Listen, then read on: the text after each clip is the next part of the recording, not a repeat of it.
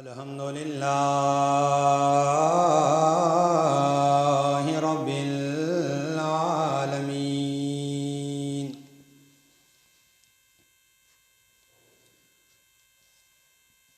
والصلاة والسلام على سيد المرسلين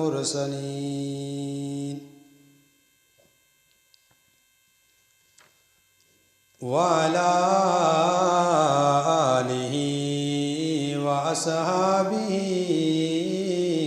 أجمعين. أما بعد فأعوذ بالله من الشيطان الرجيم. بسم الله الرحمن الرحيم.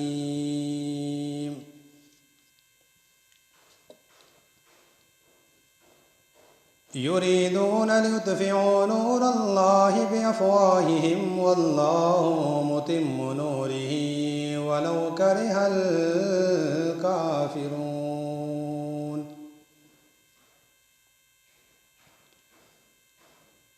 هو الذي أرسل رسوله بالهدى ودين الحق ليظهره على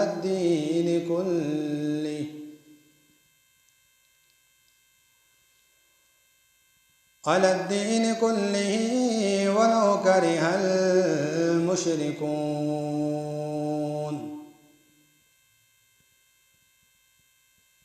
آمنت بالله صدق الله ومولانا العظيم وبلغنا رسوله النبي كريم أمين رؤوف رحيم. ببركته إن الله وملائكته يصلون على النبي يا أيها الذين آمنوا صلوا عليه وسلموا تسليما. اللهم صل على سيدنا ومولانا محمد وعلى آل سيدنا ومولانا محمد وبارك وسلم عليه. الصلاة والسلام عليك يا سيدي يا رسول الله وعلى آلك وأصحابك يا خاتم النبيين.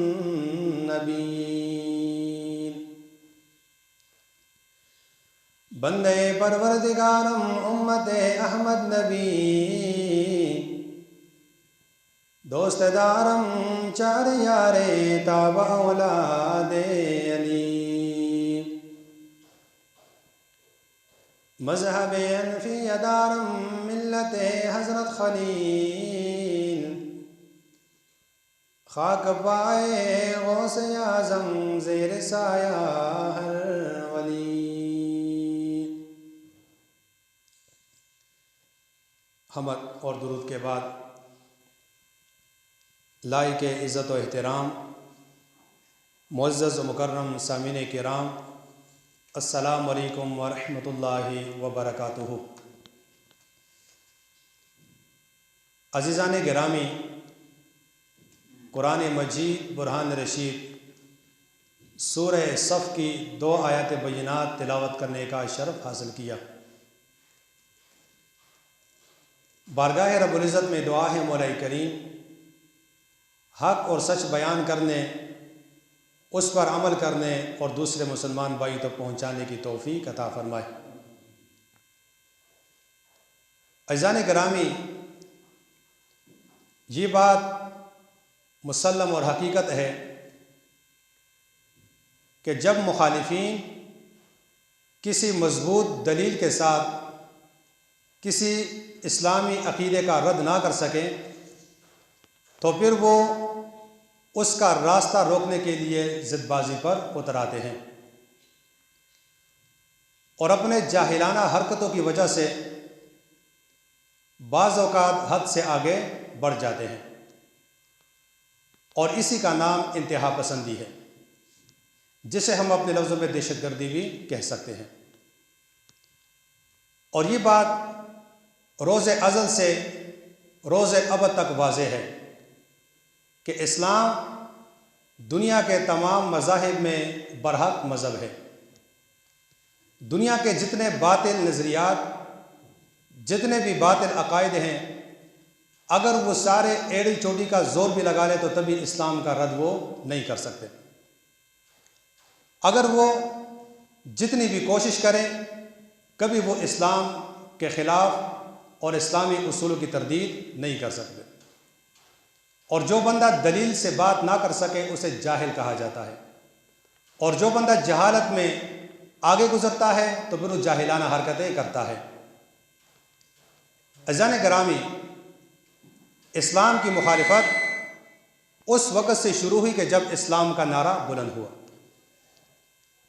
جب نبی کریم علیہ السلام نے مکہ کی سرزمین پر یہ اعلان فرمایا کہ لوگوں، آج کے بعد اسلام ہی تمہارا دین ہے، آج کے بعد نبی کریم علیہ السلام کو ماننا، قرآنی تعلیمات پہ ایمان رکھنا، یہی انسان کی دنیاوی اور اخروی کامیابی کا ضامن ہے۔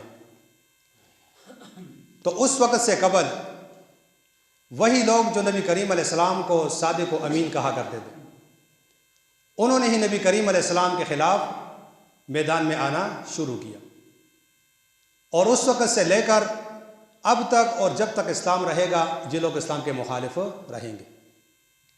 اللہ تعالیٰ نے قرآن مجید میں فرمایا، نبی کریم علیہ السلام کو مخاطب کرتے فرمایا کہ اے میرے حبیب، یہ لوگ یعنی یہودی اور عیسائی یہ اس وقت تک آپ سے راضی نہیں ہو سکتے جب تک آپ ان کے دین کی تابعداری نہ کریں۔ یعنی یہود و نصارہ کو خوش کرنے کا ایک ہی ذریعہ ہے کہ تم ان کے دین کی تابعداری کرو۔ جب تک تم ان کے دین کی تابعداری نہیں کرو گے تب تک یہود اور نصارہ اسلام کے دشمن رہیں گے۔ اور یہ سلسلہ اس وقت سے چلا آج تک ہوتا رہا ہے۔ جس طرح یہ پرسوں عید والے دن ایک یورپی ملک سویڈن کے اندر عین عید کی نماز کے وقت مسلمانوں کی مسجد کے باہر قرآن کو جلایا گیا۔ اس کے پس پشت اسی ملک کی حکومت کار فرما تھی۔ اس بندے نے عدالت سے اجازت مانگی کہ مجھے اجازت دی جائے تاکہ میں مسلمانوں کے مقدس کتاب کو مسلمانوں کے عبادت خانے کے سامنے جلا دوں۔ اب اسے حکومتی پروٹوکول بھی ملا، پولیس اس کی حفاظت کے لیے بھی موجود تھی۔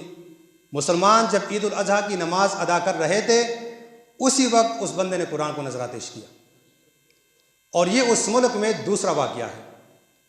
گزشتہ سال انہی ایام میں مین روڈ پر، مین چوراہے پر قرآن کو نظر آتش کیا گیا۔ اس کے علاوہ بہت سارے ممالک کے اندر قرآن کی بے حرمتی ہوئی، پیغمبر اسلام صلی اللہ علیہ وسلم کی شان میں گستاخیاں ہوئی۔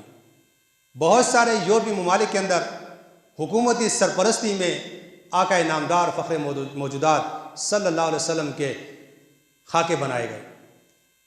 اب یہ ساری صورتحال تب سے ہو رہی ہے کہ جب سے اسلام وجود میں آیا، کیونکہ اسلام برحق مذہب ہے، اسلام کی حقانیت میں کوئی شک نہیں، اور یہ لوگ جانتے ہیں کہ اگر اسلامی نظام ہوگا تو ہمیں چھپنے کی جگہ نہیں ملے گی، کیونکہ اسلامی نظام کے اندر اسلام ہمیں جہاد کا حکم دیتا ہے۔ اسلامی نظام کے اندر اسلام ہمیں صحیح معنوں میں عدل و انصاف کا درس دیتا ہے۔ اسلامی نظام کے اندر اسلام ہمیں اقلیتوں کے حقوق کو ان کے دائرہ اختیار میں رہتے ہوئے دینے کا حق دیتا ہے۔ اسلامی قوانین کے اندر اسلام ہمیں ہر اس بات کی تعلیم دیتا ہے کہ جو یہود و نصارہ نہیں چاہتے۔ تو اسی لیے وہ مسلمانوں کے ایمان کو آزمانے کے لیے، یا مسلمانوں کے ایمان کو جھنجھوڑنے کے لیے، یا یہ دیکھنے کے لیے کہ مسلمانوں کے اندر ایمان غیرت کتنی باقی ہے، اس لیے وہ لوگ لمحہ بلمحہ وقتاً فوقتاً اس طرح کے بیہودہ کام جو ہے وہ کرتے ہیں۔ اور یہ بات بھی حقیقت ہے کہ اگر اسلام کی جتنی مخالفت کی جائے اسلام دبنے والا نہیں ہے، کیونکہ اسلام کو عزت اللہ نے دی ہے۔ اللہ نے فرمایا کہ یہ اسلام میرا مذہب ہے، یہ اسلام میں نے تمہیں دیا ہے۔ حضور علیہ الصلوۃ والسلام نے حجۃ الوداع میں اس بات کا اعلان کیا، الیوم اکملت لکم دینکم واتممت علیکم نعمتی ورضیت لکم الاسلام دین۔ کہ اللہ نے دین اسلام کو مکمل کیا اور آج کے بعد اللہ دین اسلام کے علاوہ تم سے کوئی اور دین قبول نہیں کرے. یہ نبی کریم علیہ الصلوۃ والسلام نے باطل نظریات، باطل عقائد اور باطل ادیان کے تابوت میں آخری کیل کے طور پہ اس روایت کو جو ہے وہ بیان کیا، اس آیت کو. تو کافر تو کبھی نہیں چاہتا کہ اسلام ترقی کرے، اسلام آگے نکلے، کیونکہ جب اسلام نکلے گا تو اسلامی نظام کا بول بالا ہوگا. آپ خلفائے راشدین کے دور کو پڑھیے، تابعین کو دور کو دیکھیے، تبع تابعین، ائمہ مجتہدین اور مسلمانوں کے جتنے بڑے بڑے خلیفے گزرے، جتنے مسلمانوں کے ایماندار حکمران گزرے، شیر شاہ سوری تک آپ جو ہے وہ اسلامی تاریخ کو دیکھیں کہ کتنی عالیشان حکمرانی مسلمانوں نے کی.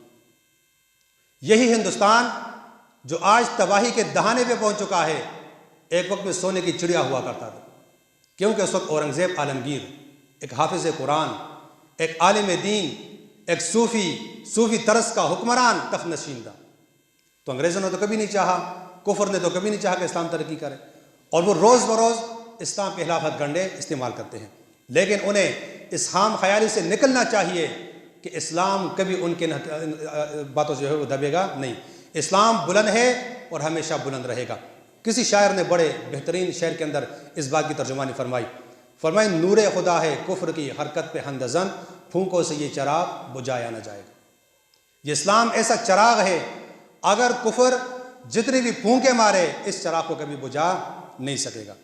لیکن اس کے بعد اسلامی غیرت کو زندہ کرنے کے لیے، اسلام کے وقار کو دنیا میں بحال کرنے کے لیے، اسلام کے اصل تصویر کو عالم کے سامنے پیش کرنے کے لیے، اسلام کی جو حقیقی تصویر ہے اسے دنیا کے اقوام کے سامنے لانے کے لیے، اور مسلمان کے اندر جو ایمانی غیرت ہوتی ہے اس کی چنگاری کافر کو دکھانے کے لیے مسلمان کے لیے چند ذمہ داریاں بھی ہیں. آج آپ دیکھیں ہم دینی معاملات سے کتنے دور ہیں، ہمارے دینی معاملات کتنے ہمارے زندگی میں لاگو ہیں، ہم اپنے دینی شاعر پہ کتنا عمل کرتے ہیں، ہم دینی تشخص کو کتنا اپناتے ہیں، ہمارے صبح سے شام تک کی زندگی کتنی اسلام کے مطابق گزرتی ہے، ہم اپنے روزمرہ کے معاملات کتنے اسلام کی تابعداری میں گزارتے ہیں. ہم جب صبح کرتے ہیں، شام کرتے ہیں، کاروبار کرتے ہیں، کوئی غمی خوشی کا موقع ہوتا ہے دنیا میں، جب ہم کماتے ہیں، جب خرچ کرتے ہیں، البتہ اپنی پیدائش سے لے کر اپنے موت تک کی ساری زندگی ہم کتنی اسلام کے مطابق گزارتے ہیں. ہماری نمازوں کی کیا حالت ہے، ہمارے مسجدوں کی کیا حالت ہے، ہمارے گھروں میں طاق کے اندر بہترین غلاف میں بہترین رحل کے اندر پڑے ہوئے قرآن کی کیا حالت ہے، ہماری زندگی اسلام کو حاصل کرنے کے لیے کتنی صرف ہوتی ہے اور اسلام پر عمل کرنے کی کتنی صرف ہوتی ہے. المیت یہ تو ہے کہ ہم سے ایک نماز نہیں پڑھی جاتی، فرض نماز جو 5 وقت ہم پر فرض ہے. آپ مسجدوں کی حالت دیکھیں، ویران، مدارس ویران، قرآن مجید غبار آلود ہمارے گھر کے طاقوں پہ پڑا ہوا.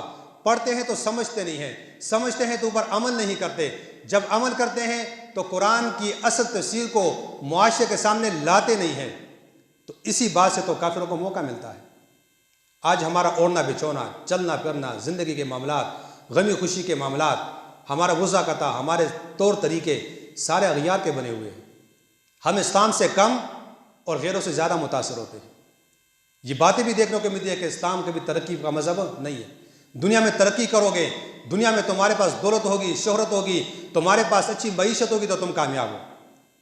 یہ پرسوں واٹس ایپ کے اوپر ایک بندے نے، کافی پڑھا لکھا بندہ ہے، اس نے ایک تحریر بھیجی، کہتے ہیں کہ ترقی کا معیار صرف تمہاری معیشت ہے، ترقی کا معیار صرف تمہارے پاس دولت ہے، ترقی کا معیار صرف تمہاری شہرت ہے، باقی اس کے بغیر بندہ مولوی بنے، حافظ قرآن بنے، وہ دین حاصل کرے تو وہ ترقی نہیں کر سکتا. تو مجھے بتائیے عمر فاروق کون تھے جنہوں نے سپر طاقت کو زیر کیا؟ کیسر و کسریٰ جو اپنے آپ کو سپر طاقت کہتے تھے، انہیں کس نے زیر کیا؟ صحابہ کرام نے. وہ کون تھے؟ عالم تھے، قرآن کو پڑھنے والے تھے، دین کو پڑھنے والے تھے. بہار چین نام کے قالین جو کسریٰ کے دربار میں پڑا ہوا تھا اور ہر ایرا غیرہ اس کے اوپر آ بھی نہیں سکتا تھا، دنیا کے گنے چنے لوگ، دنیا کے امیر طبقے کے لوگ صرف اس قالین کے اوپر پاؤں رکھا کرتے تھے. بہار چین اس کا نام تھا، بڑا فخر والا قالین تھا. اور جو بندہ ایک مرتبہ اس سے پاؤں رکھتا تو وہ ساری زندگی فخر کرتا کہ میں نے بہار چین پہ پاؤں رکھا ہے. لوگ اس کی عزت کیا کرتے کہ یہ تو وہ بندہ ہے کہ جس نے کسریٰ کے دربار میں جا کے بہار چین پہ جو ہے وہ پاؤں رکھا ہے. ایک قالین کی اتنی اہمیت تھی کسریٰ کے دربار میں، لیکن عمر فاروق کے دور میں جب ایران فتح ہوا، کسریٰ کے دربار کو صحابہ کرام نے فتح کیا، اسلام کا جھنڈا کسریٰ کے محل پہ لہرایا، وہاں سے بہار چین کو لپیٹا گیا، سوچا اس کے ساتھ کیا کریں، مدینہ منورہ بھیجا گیا اونٹوں پہ لاد کے، قیمتی قالین تھا، بڑا نام تھا اس قالین کا، اور ایران تو ویسے بھی قالینوں کے اعتبار سے بڑا مشہور ہے، اس زمانے بھی مشہور تھا، آج بھی مشہور ہے۔ تو بہار چین کو جب مدینہ لایا گیا، صحابہ کرام سے مشورہ لیا گیا کہ اس کے ساتھ کیا کریں، اب یہ تو بڑا قیمتی ہے، پوری دنیا اس پہ فخر کرتی ہے، اور جب بھی کوئی بندہ، کوئی بادشاہ، کوئی وزیر، کوئی مشیر جا کے بہار چین پہ پاؤں رکھتا تو وہ پوری زندگی فخر کیا کرتا، لوگ اس کی عزت کیا کرتے کہ اس بندے نے بہار چین پہ پاؤں رکھا ہے، اس کے ساتھ کیا کریں۔ کسی نے کہا مسجد نبی میں بچھاؤ، لوگ نماز پڑھیں گے، کسی نے کہا کہ صفا کے چبوترے پہ بچھاؤ، صحابہ کرام دین کی تعلیم حاصل کریں گے۔ تو عمر فاروق نے کہا کہ میں قیامت تک دنیا کو یہ پیغام دوں گا کہ جس چیز پر دنیا فخر کرتی ہے، اسلام اسے جوتوں کی اہمیت بھی نہیں دے۔ عمر فاروق نے کہا کہ اسے اٹھا کے مسجد نبی میں اس جگہ پہ ڈال دو جہاں پر صحابہ کرام جوتے اتارتے ہیں۔ تو یہ اسلام کا وقار تھا کہ نہیں تھا؟ اس وقت کون سی انگریزی تعلیم تھی، اس وقت کون سے انگریزی کلیات تھے، اس وقت سائنس کے کون سے کلیات تھے، اس وقت یہ جدید ٹیکنالوجی کہاں پر تھی؟ نہیں تھی، لیکن اسلام کی پاور سے، اسلام کی قوت سے صحابہ کرام نے دنیا میں عالی شان مقام پایا۔ آج ہم مسلمان کثیر تعداد کے باوجود کفر سے مغلوب ہیں۔ حضور نے فرمایا تھا کہ ایک وقت ایسا آئے گا کہ میری امت پر کفر کی یلغار ایسے ہوگی کہ جیسے کھانے کی ایک پلیٹ ہو، کھانے والے بہت زیادہ ہوں۔ ایک پلیٹ پر جب 10 بندے بیٹھتے ہیں کھانے کے لیے تو 10 ہاتھ بیک وقت اس کی طرف لپکتے ہیں۔ تو فرمایا مسلمانوں کی حالت یہ بنے گی ایک پلیٹ کی طرح، اور کفر جو ہے وہ اس طرح ہاتھوں کی طرف لپکے گا مسلمانوں کی طرف۔ تو صحابہ کرام نے سوال کہ حضور کیا اس وقت مسلمان کم ہوں گے؟ فرمائے کم نہیں ہوں گے، غیرت ختم ہو جائے گی مسلمانوں سے، تعداد میں بہت زیادہ ہوں گے، کثیر ہوں گے۔ آج 57 اسلامی ممالک روئے زمین پر موجود، 57 اسلامی ممالک میں سے ایٹمی طاقت رکھنے والے ملک بھی موجود، 57 اسلامی ممالک میں نمبر 1 فوج رکھنے والی ملک بھی موجود، لیکن حالت کیا ہے؟ بے غیرتی بنی ہوئی ہے، اسلامی غیرت نہیں ہے۔ فرمایا اسلامی غیرت ختم ہو جائے گی، کفر کے آگے بے بس ہو جائیں گے۔ آج آپ ایک اسرائیل کو دیکھیں، مسلم ممالک کے اندر گھرا ہوا ایک ملک، اطراف سے مسلم ممالک، ایک طرف ترکی ہے، ایک طرف مصر ہے، ایک طرف یمن ہے، ایک طرف لیبیا ہے، ایک طرف جو ہے وہ کویت ہے، ایک طرف سعودی عرب ہے، درمیان میں جو ہے وہ اسرائیل ہے۔ اور اسرائیل کی کل آبادی ہماری کراچی کی آبادی کا 7% حصہ بھی نہیں ہے۔ کراچی کی آبادی کو 100 حصے میں تقسیم کرو، 7واں حصہ جو بنے گا اتنی اسرائیل کی آبادی ہے۔ اطراف میں مسلمانوں کی آبادی کروڑوں میں ہے، لیکن ایک اسرائیل سب پہ باری ہے۔ وجہ کیا ہے؟ مسلمانوں میں دینی غیرت ختم ہو چکی ہے۔ حضور نبی کریم علیہ الصلوۃ والسلام نے دینی غیرت کے بارے میں فرمایا، حضرت ابو ہریرہ بیان فرماتے ہیں کہ رسول اللہ صلی اللہ علیہ وسلم نے فرمایا المؤمن یغار واللہ اشد غیرا، مومن بڑا غیرت مند ہوتا ہے اور اللہ تعالیٰ اپنی شان کے مطابق مومن سے زیادہ غیرت مند ہے۔ حضور نے فرمایا مومن بندہ غیرتی ہوگا، مومن کے اندر بے غیرتی کبھی نہیں ہوگی۔ آگے فرمایا ایک موقع پر حضرت سعد بن عبادہ رضی اللہ تعالیٰ عنہ نے غیرت کی بات کہی تھی اپنے اہل و عیال کے حوالے سے، تو حضور نے فرمایا اتعجبون من غیرت سعد لانا اغیر منہ واللہ اغیر منی، کہ اے میرے صحابہ تم حضرت سعد کی غیرت پہ تعجب کیوں کرتے ہو؟ حضرت سعد تو غیرت مند ہے، میں اس سے زیادہ غیرت مند ہوں، میرا اللہ مجھ سے زیادہ غیرت مند ہے، اور اللہ غیرت مند بندے کو پسند بھی کرتا ہے۔ تو اسی لیے نبی کریم علیہ السلام نے ایک مرتبہ غزوہ احد کے موقع پر ایک تلوار نکالی۔ ہمارے پیر و مرشد علامہ خادم حسین رضوی رحمۃ اللہ علیہ اس حدیث کو بڑی بہترین انداز سے بیان کیا کرتے تھے۔ کاش کہ زبان و علامہ خادم حسین رضوی والی اور اس حدیث کو بیان کریں۔ اس حدیث کو سننے کے بعد جس کے دل میں رائی برابر بھی ایمان ہوا کرتا اس کا ایمان جو ہے وہ جوش مارنے لگ جاتا۔ وہ بیان فرماتا ہے کہ حضور نے ایک تلوار نکالی جس کے اوپر ایک شعر لکھا ہوا تھا وفی الجبن عار وفی الاقدام مکرمۃ، آگے لکھا تھا والمرء بالجبن لا ینجو من القدر، کہ بزدلی میں شرمندگی ہے اور آگے بڑھنے میں عزت ہے۔ یہ اس تلوار پہ جو حضور کی تلوار تھی۔ فرمایا کہ جو بندہ بزدل بنے گا وہ بے شرمی کی انتہا کو پہنچے گا، ہمیشہ وہ بے شرمی کی زندگی گزارے گا، اور جو بندہ اسلام کے لیے آگے بڑھتا ہے اسلام اسے عزت دیتا ہے، اس پہ آگے لے گاتا۔ اور آدمی بزدلی کی تقدیر سے نہیں بچ سکتا۔ ایک بندہ بزدل بنے کہ بھئی میں آگے جاؤں گا میرے ساتھ کیا بنے گا، تو وہ تقدیر سے بچے نہیں سکتا۔ انسان کی بزدلی اس کے لکھی ہوئی تقدیر سے اسے بچا نہیں سکتی۔ جو تقدیر اللہ نے انسان کے لیے لکھ دی ہے، انسان اس تقدیر کو پہنچے گا۔ حضور نے تلوار نکالے، فرمائی یہ تلوار کون لے گا مجھ سے؟ صحابہ کرام سے کہا۔ حضرت ابو دجانہ رضی اللہ عنہ انہوں نے فرمایا حضور یہ تلوار میں لوں گا۔ حضور نے وہ تلوار انہیں عنایت کی اور اس نے فرمایا حضور، رسول نے فرمایا کہ میں یاخذ ھذا السیف بحقہ، کہ کون ہے کہ جو اس تلوار کے حق کے ساتھ یہ مجھ سے لے لے۔ ابو دجانہ نے تلوار اٹھائی، فرمایا حضور اس کا حق کیا ہے؟ تو حضور نے فرمایا اس کا حق یہ ہے کہ اللہ یقتل بہ مسلما ولا تقر بہ عن کافر، کہ تو اس سے کسی مسلمان کو تکلیف نہ دے اور کوئی کافر تو اس سے بچ نہ نکلے۔ یہ اس تلوار کا حق ہے۔ اب سنیے اسلامی غیرت کیا ہوتی ہے، اسلام غیرت کا کیا معیار دیتا ہے۔ ابو دجانہ نے وہ تلوار لی اور میدان جنگ میں اکڑتے ہوئے جب آگے بڑھے تو حضور نے فرمایا سنو میرے صحابہ، یہ اکڑنا اللہ کو پسند نہیں ہے۔ جو بندہ اکڑ کے چلتا ہے اللہ کو پسند نہیں ہے، لیکن اس مقام پہ اکڑنا اللہ کو بڑا پسند ہے۔ فرمایا ویسے جب انسان اکڑ کے چلتا ہے زمین پہ اللہ کو پسند نہیں ہے، لیکن میدان جہاد میں کافروں کو اسلام کا رعب دکھانے کے لیے جب تم اکڑ کے چلو گے تو یہ اکڑنا اللہ کو بڑا پسند ہے۔ آج وہ لوگ جو کہتے ہیں کہ میانہ روی، اسلام جو ہے امن کا درس دیتا ہے، اسلام جو ہے وہ متشدد مزاج کو پسند نہیں کرتا، تو ان لوگوں کو اس حدیث سے عبرت حاصل کرنا چاہیے کہ اگر کہیں پر محبت کی بات ہو تو محبت جو ہے وہ امن ہے، کہیں پر اگر دینی غیرت کی بات ہو تو دینی غیرت کے ساتھ کفر کو جواب دینا جو ہے وہ امن ہے۔ یہ امن کا پیغام ہے۔ حضور نبی کریم علیہ السلام نے فتح مکہ کے موقع پہ لوگوں کو معاف کیا، امن کا پیغام دیا، اسلام کی امن کی تصویر دکھائی۔ لیکن جب نبی کریم علیہ السلام نے یہ پیغام حضور کو ملا کہ ابن خطل جو حضور کا گستاخ تھا وہ کعبہ کے غلاف میں لپٹا ہوا ہے، کہا اسے وہیں پر قتل کر دو، یہ بھی حضور نے امن کا درس دیا کہ جو بندہ اسلام کے شاعر کے خلاف، اسلام صاحب قرآن یا قرآن کی ناموس پہ انگلی اٹھاتا ہے تو اس وقت اسلام پر امن کا درس نہیں دے گا۔ اس وقت پر اسلام کفر کی آنکھوں میں آن کے ڈاک اور اسے جواب دینے کا پیغام دیتا ہے۔ وہ جو لوگ جو گھروں کے طاق میں بیٹھ کر امن کے درس کی بات کرتے ہیں انہیں صدی سے عبرت حاصل کرنی چاہیے کہ اسلام غیرت مند مذہب ہے، اسلام غیرت مند بندے کو پسند کرتا ہے۔ جس بندے میں غیرت نہ ہو، حضور نے فرمایا کہ وہ اندھا جو ہے وہ دین سے خالی ہے۔ حضور نبی کریم علیہ السلام نے ام المومنین حضرت عائشہ فرماتی ہیں کہ ما ضرب رسول اللہ صلی اللہ علیہ وسلم شیئا قط بیدہ ولا امرأۃ ولا خادما الا ان یجاہد فی سبیل اللہ، کہ حضور نے اپنے ہاتھ مبارک سے کبھی کسی کو مارا نہیں، نہ اپنی بیویوں میں سے کسی کو، نہ اپنے خادموں میں سے کسی کو، لیکن جب اللہ کی راہ میں جہاد کے نکلے تو پھر حضور نے آسرا نہیں کیا۔ حضور نے گھر میں رہ کر، معاشرے میں رہ کر امن کا درس دیا، لیکن جب اسلام پہ بات آئی تو حضور نے تلوار اٹھا کر میدان جہاد میں بھی نکلے۔ یہ دونوں امن کے پیغام ہیں۔